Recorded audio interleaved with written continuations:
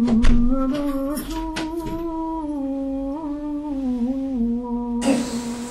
walhamdulillah wassalatu wassalamu ala rasulillah sallallahu alayhi wa sallam. Dans le sens du hadith, le prophète alayhi salatu wassalam nous dit: celui qui s'est levé en sécurité pour sa personne et sa famille, qui s'est levé aussi en bonne santé et qui a son pain quotidien, sa nourriture pour la journée, alors c'est comme s'il avait acquis tout ce bas monde et tout ce qu'il contient. Mes chers frères, mes chères sœurs, celui qui a réussi à avoir ces trois choses dans sa vie et qui les a, cette sécurité pour sa personne et ses proches, cette bonne santé et la nourriture pour sa journée, c'est comme s'il avait acquis tout ce qui contient de ce bas monde.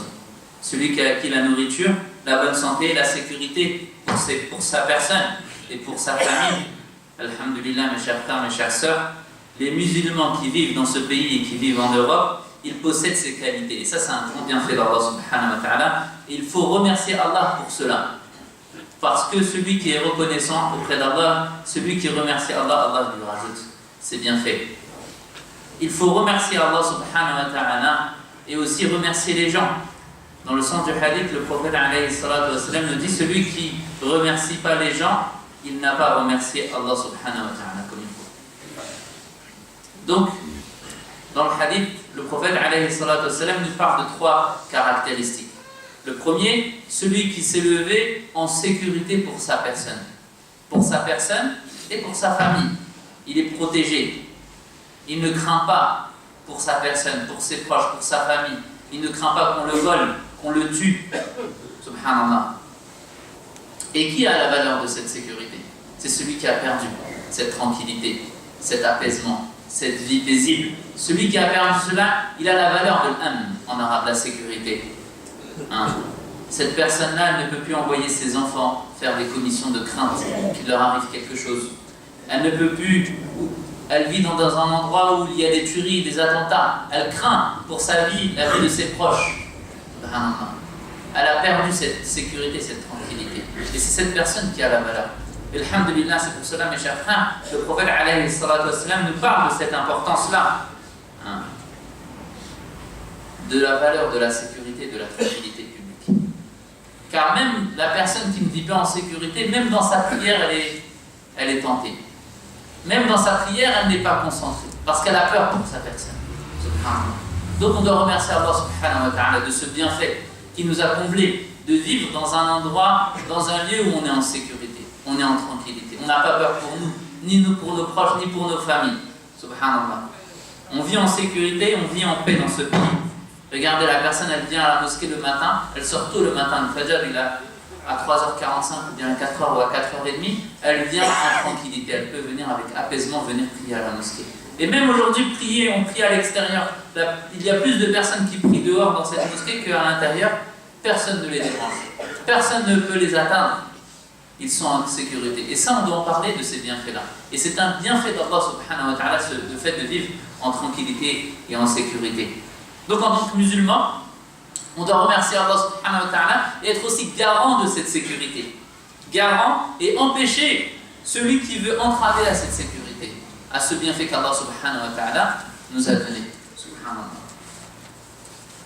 Donc ça, c'est la première des choses. Et on demande à Allah subhanahu wa ta'ala de faire perdurer cette sécurité et que les musulmans et les habitants de ce pays vivent en tranquillité avec apaisement dans ce pays le plus longtemps possible. Subhanallah, on voit des personnes même rentrer le soir tard du travail. Même des femmes, ils rentrent tard, à minuit, ils rentrent, personne ne les touche en sécurité. C'est pour ça que le prophète alayhi salatu wassalam dit celui qui s'est levé en sécurité, il ne craint pas pour sa vie et pour sa personne. Subhanallah. Et la deuxième des choses, deuxième caractéristique, qui s'est levé aussi en bonne santé. Son corps est en bon état. Il se sent bien. Il se lève le matin, il se sent bien. Et même s'il a un problème de santé, il n'est pas mis de côté. Subhanallah, c'est ce qu'on voit aujourd'hui dans ce pays-là. On est pris en charge automatiquement. La personne peut aller aux urgences, peut aller chez le médecin. Elle a les moyens, elle est prise en charge. Il y a un système qui te facilite pour te soigner. Et Et ça, c'est un bienfait d'Allah subhanahu wa ta'ala, à tel point, dans ce pays, que même la personne qui n'a pas ses papiers, qui est en situation irrégulière, si elle a un problème de santé, elle est malgré tout, elle est prise en charge. On ne va pas lui poser la question de quelle religion tu es, de quelle religion, ou de quelle nationalité, ou quelle origine, de quelle ville. Non, elle est prise en charge sans aucune question.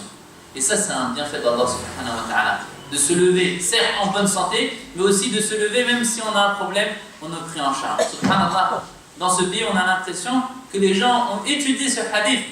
Ils ont étudié l'islam, ils ont pris Ruh l'islam. L'âme de l'islam, ils l'ont pris et ils nous ont laissé uniquement l'extérieur, l'apparence, la peau de l'islam.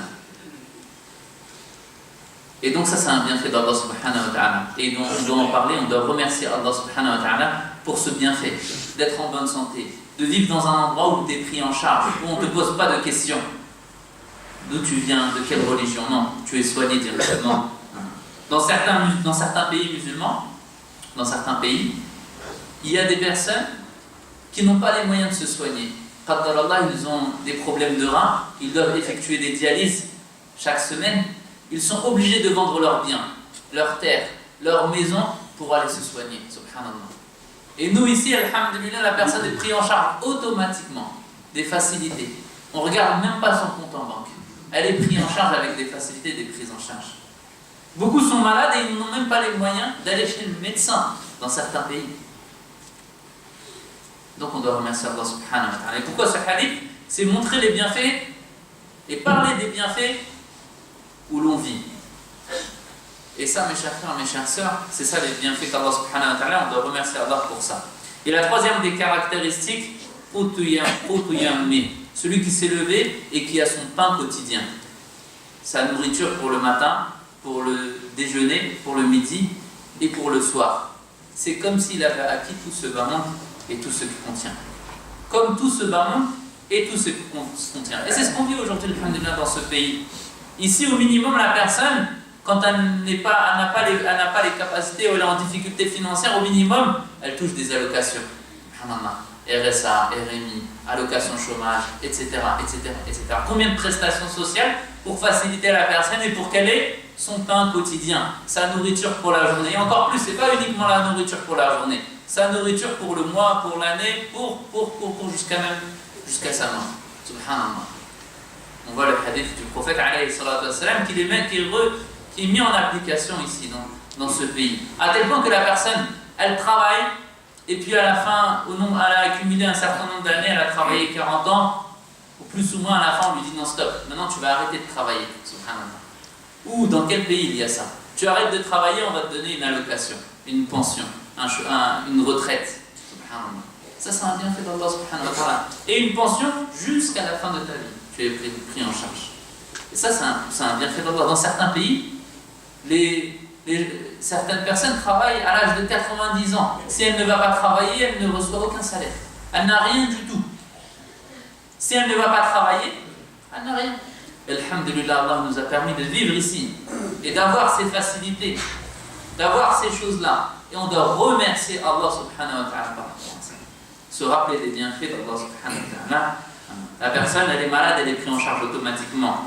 Elle perçoit une allocation, une retraite. Elle n'a même pas utilisé toute la totalité de sa retraite. Alors le mois d'après, c'est automatique, elle reçoit sa deuxième pension.